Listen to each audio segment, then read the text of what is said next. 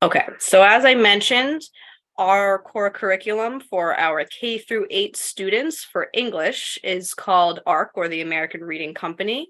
And there are a few components of ARC that we'll talk through today. And then we'll also talk through a few features of the program that will be beneficial for you all as parents to help support your students and your children at home in developing their reading skills even further. So being that ARC is our ELA curriculum, it's the main tool we have for literacy instruction. And so what that covers is student instruction and skills when it comes to reading, writing, speaking, and listening. ARC has two main components that we'll talk a little bit about tonight. The first part is instruction geared towards a student's grade level, meaning if you have a third grade student, that portion of the instruction will be geared towards third grade standards and skills. The other portion of instruction that ARC supports is instruction around a student's independent reading level, which means if your student's a third grader, but they're reading on a fifth grade reading level, ARC is also going to further support that learning so that they can continue developing their reading skills and push even further beyond. ARC is divided into 4 units regardless of your student's grade, and each of those units has a different theme that's aligned with it. For our elementary school students, so that's K through 5, the themes of the units are often going to be aligned to either a science or a social studies topic. And then for our 6th through 8th graders, most often the topics or the themes of the units are aligned to a social studies topic. 2 of the units throughout the year, regardless of grade level, are going to focus on literacy instruction or more fiction-based work, and the other 2 units are going to focus more on informational text instruction. Each unit will end with a performance task or an end of the unit project. Those projects can be anything from a research paper in which students work a couple of weeks to develop skills and their content knowledge around a specific topic, and then they'll write an essay in response to that. It could also be a discussion-based project in which students are engaged in a debate, and they, again, will do research around that. So daily instruction when it comes to our curriculum will include both full class instruction and also small group instruction. A really key component of the ARC curriculum, as I mentioned already, is supporting students in their independent reading level. And one of the main ways that teachers do that with students is through student conferences. So all students should be conferencing with their teachers at least twice a month. If your student's in a smaller class, that hopefully should be happening more frequently. And depending on the student's reading level and their level of need, we'll also see the frequency of those conferences change as well. So as I mentioned, there are truly 3 components of ARC: the ARC core, which is that instructional level, the ELA, which is the independent reading level, and we'll talk more about that. And then there's another component called the 100 book challenge, which we're not going to talk too much about today. But the idea with the 100 book challenge is just to encourage students to increase the amount that they're reading. We want students reading all the time, regardless of what it is they're reading about, or even what language they're reading in. If you have a child at home who really loves comic books, fantastic. Encourage them to be reading that. If you have a child at home who really loves reading newspaper articles, amazing. Encourage them to be reading that as well. Any type of reading is really going to further our students' growth and become stronger readers. So I just want to give you all a snapshot of what the ARC curriculum looks like a little bit. There's a lot of components of the ARC curriculum, and one of the main features that we really love that hopefully you've heard a little about from your child is the amount of books that the curriculum provides that you can see here a little bit. All of these baskets are filled with different levels of books and different genres of books and different topics of books, because as I said, one of the main things that we really want is students reading more, and we want them reading things they are interested in. So ARC does a really great job of providing these what they call high interest books, but they also do so at a variety of reading levels so that your child feels comfortable and they feel as if they can access the material of the book regardless of what level they're at. So all I want to kind of show here, in addition, is that depending on the unit, there are different materials that students are also going to see, and we'll look at some of these a little bit closer in a bit. But students will have skill cards in which they'll have a little card that they'll be referring to with their teacher that provides them with a list of different skills to be working on. They might have a research card depending on their unit, which will provide them with different topics that they're going to end up researching. We'll have lots of graphic organizers as well, which are going to help students in their research and in their learning organize their thoughts and their work. So this is just a very, very brief snapshot of what some of the materials that ARC might look like. And I'm sure many of you have actually already seen some of these examples when your students are bringing home some of their work. So I mentioned that each unit has a different theme that it's aligned with. We have 4 units, and this is just a map here. On this side, we have our elementary themes, and on this side, we have our middle school themes. And it's broken down kind of as a table here into 4 different units. Our first unit is really just an introduction in which students are becoming familiar with the different structures of the class. What does small group instruction look like? What is my conference going to look like with my teacher? This happens right at the beginning of the year, and it's a time in which students are going to be meeting with their teachers to determine what their starting reading level is. So that's a really important time too, and that's going to be a point at which the rest of their small group instruction and conferences are going to be based off of that. The process is called leveling, if your students ever come home and talked about that with you. The next units you can kind of see here. So in kindergarten, our kindergartners have units about zoology, ecology, entomology. So a lot of science aligned units here. Our first graders are going to have units about different types of animals, then different types of family stories, and then plants. Second grade will be talking about bugs, animals stories once again, and then different types of jobs. Our third graders have units on weather, traditional tales or folk tales, marine life, different types of marine animals. Excuse me. Fourth graders are going to have a unit about animal adaptations. They get into a unit as well about American historical fiction. And their last unit is a unit on sports and society. Our fifth grade, their second unit is about ecosystems. Third unit is different types of adventure-based stories. And our fourth unit for fifth grade is all about space. Unit 3, you might be able to see some of these trends here. The idea behind Unit 3 is that students dive much deeper into one type of genre. And our Units 2 and Unit 4 are informational text units in which students are doing a lot of work with nonfiction texts.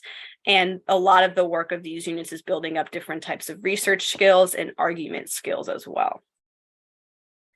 For our middle school students, again, they're going to start Unit 1 in that literacy lab unit where they're building up their skills and becoming accustomed to the routine of their ELA classes. Right now, Unit 2 for sixth grade is going to be Latin America. Unit 3 will be about world mythology. Unit 4 about different types of ancient civilizations. This line right here is seventh grade students, in which Unit 2 for them will be about the American Revolution. Unit 3 will be about early American historical fiction, and Unit 4 will be about westward expansion. Our eighth grade, this is our eighth grade row right here. Unit 2 will be about government, politics, and economics of the U.S. Unit 3 will be about modern historical fiction, and Unit 4 will be about civics. A quick note I want to make, some of you may be aware, currently we're in our our third year of our ARC curriculum. From the start of ARC for our middle school students, our social studies classes have also been using the ARC curriculum. They are shifting away from using ARC for this upcoming school year. They're going to have a new set of standards and a brand new curriculum they're going to be using. So with that said, one of the implications of that shift is that we are going to be replacing some of these units within our ELA classroom. So this right now, this list of units on the middle school side is what has been for the past 3 years, but we do currently have a group of teachers looking to just change some of these to make things as engaging for students as possible and bring in new and exciting books that they really think our students will be able to connect well with. So I want to share with you all as well what a typical day and an ELA classroom looks like with our ARC work. So this is a sample, this is a sample from a third grade class, but depending on the grade, this is generally what the structure of the course will look like. So this is you'll see these foundational skills mini lessons in our K1 and 2 classrooms. So this will be something for older students that they're not going to focus on quite as much. Foundational skills refers to those skills such as phonics, phonemic awareness, vocabulary, fluency skills that are really, really crucial to our students becoming strong readers very early on. Students will then move into a portion of the class called Read, Write, Discuss, in which they're working as a full group to look at a grade level text and apply skills throughout the day using that text. So this is a portion of the class, and you'll see it's a big chunk of that class in which students are focusing really on building their reading skills. This exit ticket, this is something that all students should be doing every day. And what this is just a really, really quick check, 1 or 2 questions that students answer independently to give their teacher information about how they're doing with their learning on the skill for that day. So it's not something that students are necessarily receiving a grade on. It's not something that we expect students to get stressed about. It's just to tell their teachers how it is that they are doing, and maybe some areas that their teachers might want to go back to or further support students on. Readers Workshop is a time in which students are going to be working with their independent reading level. So during this Read, Write, Discuss portion, I mentioned they're working with their grade level text. So if you have a third grade student, they're working with a third grade level text at this point in the day. Readers Workshop is when they're working with a different type of text, an independent, a text that's aligned to their independent reading level. So again, if your student's a third grader, but they're reading at a 4th grade reading level, they're ahead of grade level, during this portion, they're going to still be practicing those skills they learned that day from their teacher, but they're going to be practicing those skills with a 4th grade level text. And this is also a really, really great part of the lesson because students generally are going to be the ones picking those books that they're reading about to apply the lessons of the day. So what's great about this is it gives students the opportunity to explore different topics, read about different information, and their students are really the ones leading that work and that opportunity in the selection of their text. So it's a really great chance for students to explore and learn about new things and also just get to read about things that they're interested in. The next portion of our day is called Writer's Workshop. So this is the portion of the day in which students are working as a full class, learning about different writing skills. If you have a student who is in middle school, this structure is going to look a little bit different here just because our middle school periods are a little bit shorter than our elementary school periods each day.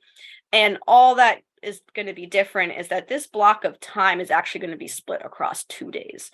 So in day 1, students are going to be focusing on their reading skills, and in day 2, they're going to be focusing on their writing skills. So it looks the same. We have all the same components. It's just split across 2 different days for the sake of time. And then Readers Workshop 2, again, this is a time in which students are working independently or in small groups and using their independent reading levels to apply the skills learned during the day. This is also a time in which students might be working on something called Power Goals, which I'm going to speak about shortly. So this here is just a closer look at some of those materials that are available to our students through our curriculum. I mentioned 2 out of our 4 units are research-based or nonfiction-based units. So these are cards that students were going to have access to. And if you were able to see a bit closer, which unfortunately we can't in this image, you're going to see that students have around 7 to 8 questions for every unit that these cards tell them. And these questions are specific to the topic of the unit. And they're questions that by the end of the unit, students are going to be able to answer based on their research and their learning in class. On the other side of the card, if you can see a little bit, students have lists of different vocab words and different topics that are going to be really crucial to their learning in that unit. So this is just a really great tool for students to refer back to so that they know the different information that they should be learning and should be keeping track of as they move throughout the unit. Every unit has what we call a core novel or core text, a main text that students and teachers refer to throughout the unit. This is always going to be a grade level text. So again, if you have a third grade student, this is going to be a text that's on a third grade level. This most often is going to be something that the teacher refers to during that direct instruction time, and which a teacher also uses to model different skills. And the topics of these core texts are also going to be aligned with the topic of that unit. I mentioned earlier on that one of the really great things, one of the things that we really appreciate about ARC is the amount of books that ARC provides to our students align with different grade levels, different topics. You'll see that there's in this image, there are three different, we call these bins, three different bins. Each one has a different color. Those colors are associated with different independent reading levels. So for example, if a student is at an orange reading level, that's the equivalent of a 5th grade reading level. Black would be 4th grade, and this is a white bucket, which would be the equivalent of 3rd grade. But what you can see is that all of these books are more or less about the same topic, which I think in this case is an example of our civics unit, which is a middle school unit. And students have the opportunity to go to these books, pull books for their own reading that they're interested in, and also their own research aligned with these different topics. And the great thing is, because we have these books available at different levels, regardless of the level that the student is on, they're going to be able to access that information on a level that's comfortable to them. And then we also have different bins as well called our anchor text or research bins. Again, these are generally going to be aligned to the different topics of the units, and they're just additional texts and different books that students can refer to during independent reading or their research as well. So I mentioned the ELA, and I've talked a lot about students' independent reading level, but what does that really look like? These are different skill cards. And it's quite possible that your child has come home with something that looks like this or a version of this. You'll notice that there are different colors with these skill cards. And I just mentioned every student's assigned an independent reading level. Each level is aligned to a color. That's how the different reading levels are assigned to the students. That's how students identify their own level. Each color, is aligned to a grade level. So if a student comes home saying, "Mom, Dad, I'm on the orange reading level," that's going to be the equivalent of a 5th grade reading level. But what these skill cards do is once a student and their teacher know what level they're on, these skill cards are letting them know different skills that they're going to want to learn and work on in order to move up to the next level. So these skill cards are really great at helping students and their teacher know different areas for them to focus on. All of this work is going to be done either independently or in small groups, because again, this is the area of our reading instruction that's going to be individualized based on where the student is and the needs that they have. But the whole goal with working on our independent reading level is that regardless of where students are coming in, their teachers are meeting them where they are and then pushing them forward. So even if we have a 5th grade student, maybe they're a little bit behind, they're struggling a bit with their reading, that's totally fine. This program is designed to help support them and build their skills where they need them built. So the way this process works, I mentioned this a bit, is that at the beginning of the year, every student is going to meet with their teacher to do what's called an ELA assessment. ELA stands for Independent Reading Level Assessment. So this happens at the beginning of the year, generally between September and October. When a student meets with their teacher, the process generally is that they're going to read a short passage of a text. Their teacher is going to ask them a few questions about that text. And then depending on their grade level, they might read through a list of vocabulary words. And that's just going to help their teacher determine what level they are on. Based on the results of that level, if we go back here, that every student is then we're going to know where they are when it comes to their level. Based on their level, the teacher is going to work with that student to assign them what's called a power goal. Every reading level has a certain number of power goals aligned with them. Every power goal is aligned to a standard and a skill. And the idea is that we want students focusing specifically on different skills that are going to build their reading. And once students meet these power goals, once they meet a certain number, they should be ready and prepared to move on to the next reading level. So students should be working on one power goal at a time. And the focus of every conference they're having with their teacher, which I'm going to speak a bit more about in a minute, the focus of every conference is going to be around a student's progress towards that power goal. So I mentioned earlier on that students should be meeting or conferencing with their teacher at least twice a month. This will vary a little bit depending on the needs of the student and the entire class, and also, of course, the size of the class and different priorities going on at a certain time. So these conferences can happen one-on-one, just student to teacher, or they could happen in small groups in which we might have 5 students in the same class, all working on the same power goal at the same level. And in that case, the teacher might meet with them all together. That would be an appropriate use of time. And the focus of these conferences is always how the student is doing meeting their power goal. And so the teacher and the student, they're going to work through different types of mini lessons focused on those power goals. Students are going to continue to go through this process of conferencing and working towards power goals until the point in which the teacher feel like that student might be ready to move on to the next level. They've done enough work, they're doing really well, and the teacher feels like they've really improved. Let's see if they're ready to move up. And they'll do what's called at that point a quick ELA check or a reading check, in which the student's going to do basically a mini version of the step 1 here, or a mini version of the ELA assessment, and see if they're ready to work and to read and to learn at that next reading level. Our goal, before I move on, of course, is that we have students all moving up at least 1 reading level every year, if not more.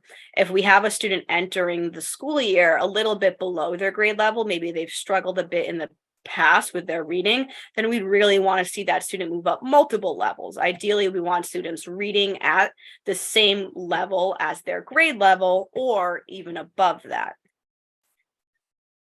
So there's a few different resources, if you will. Becca, I'm sorry. Hi, Becca. There's a couple of questions about this. Do you want to wait until the end, or do you want to answer the questions as you go? I'm happy to answer them now. Okay.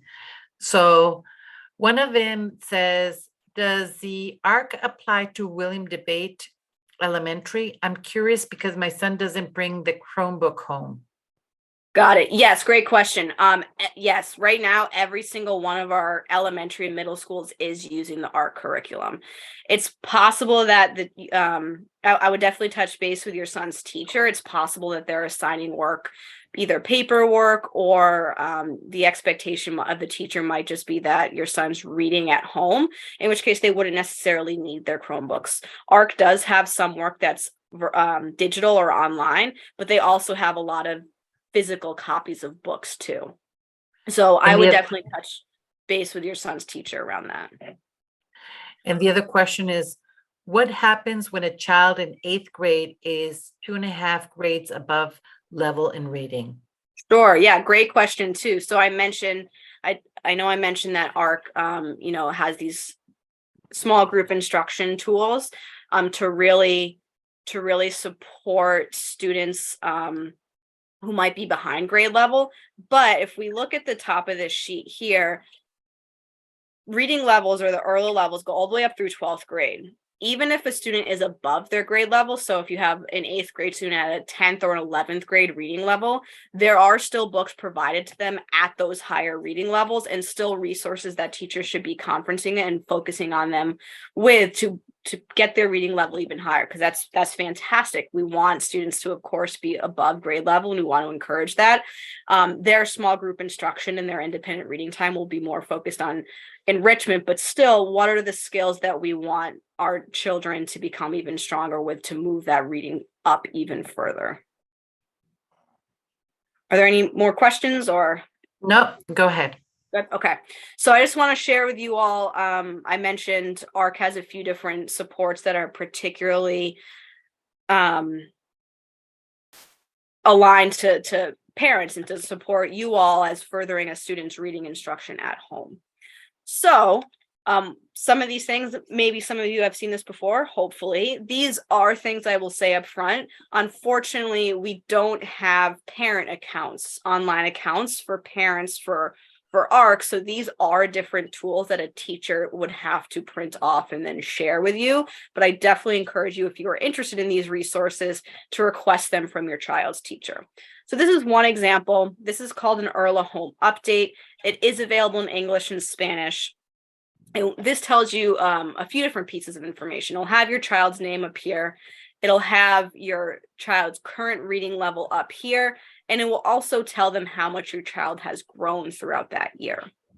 Up here, it almost looks like a timeline, but it's what it is a spectrum of the different reading levels in the different colors. So it'll tell you if you're being told your child's at the 2R or the 2 red reading level, that's equivalent to a second grade reading level. I have another question. Sure. Yes, this is in Spanish and it says, good evening.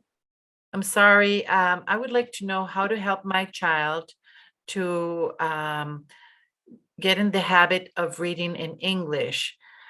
We have recently arrived to this country and it's been difficult for us to learn.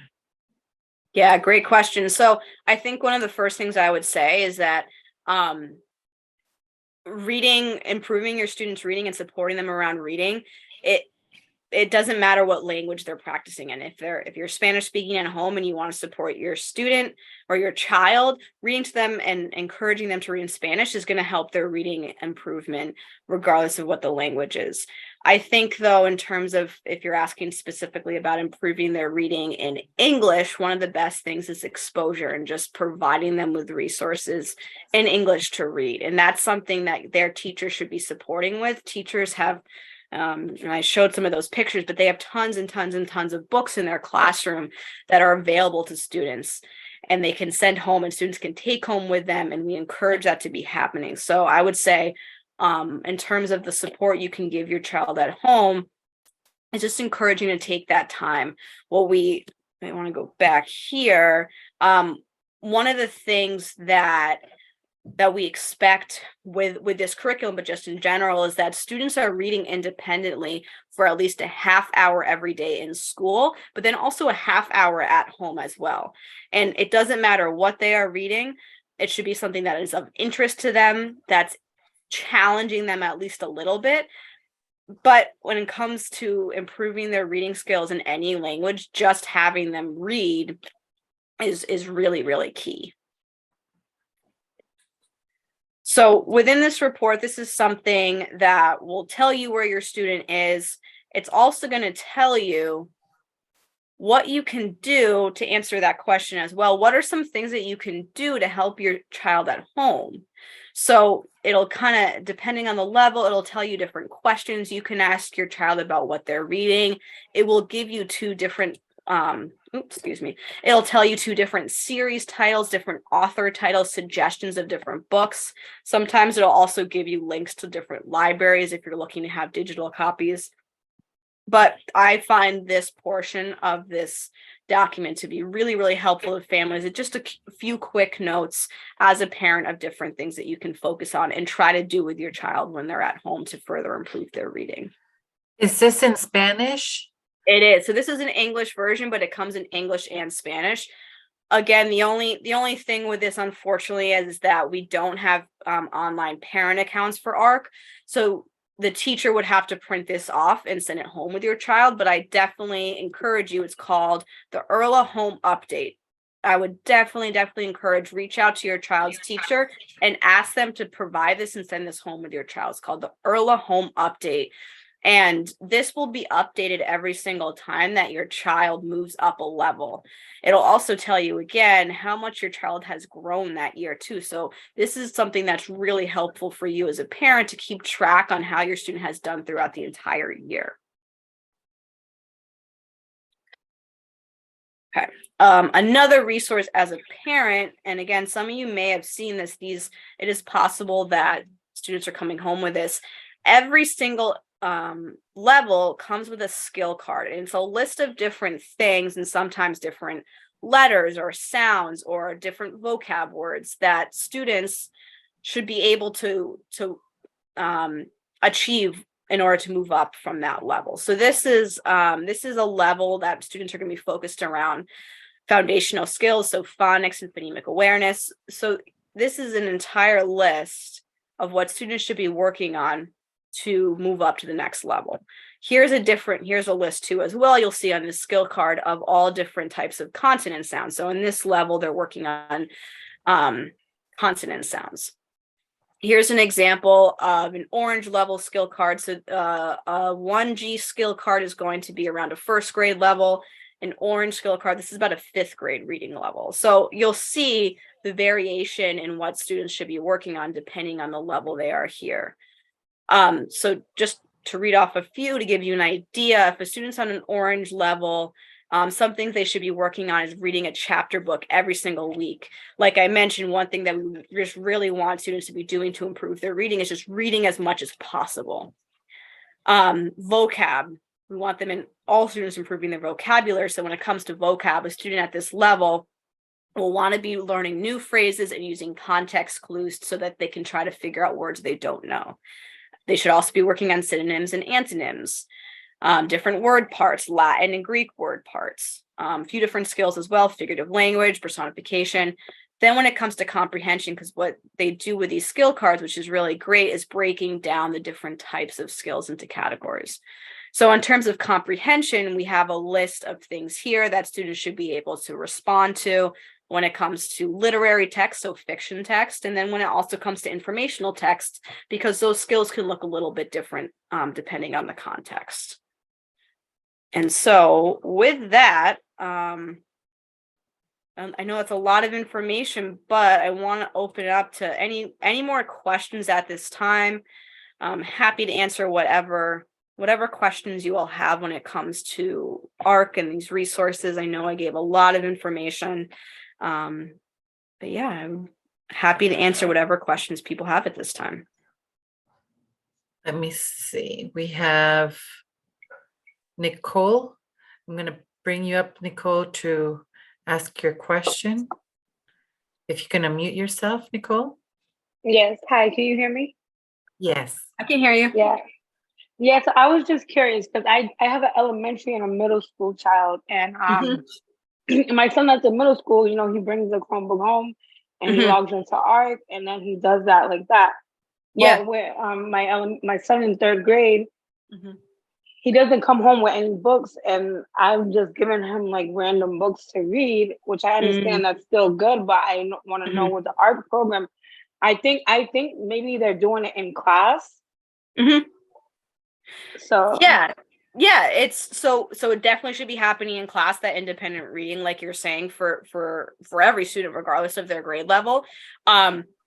There are two. I didn't really talk a great deal about this, so I'm glad you asked this question because it gives me an opportunity to mention it.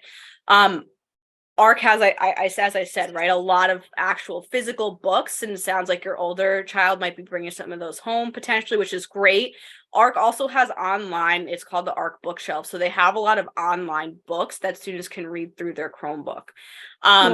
It might be that your younger child's teacher, if they're not coming home with a Chromebook, it might be that they've set the expectation of them not reading and doing their reading practice so much online, but using whatever books might be available at home, which is a totally fine option. I think it's always great to, expand the libraries and expand what students have access to in terms of the different books and topics they're able to read about.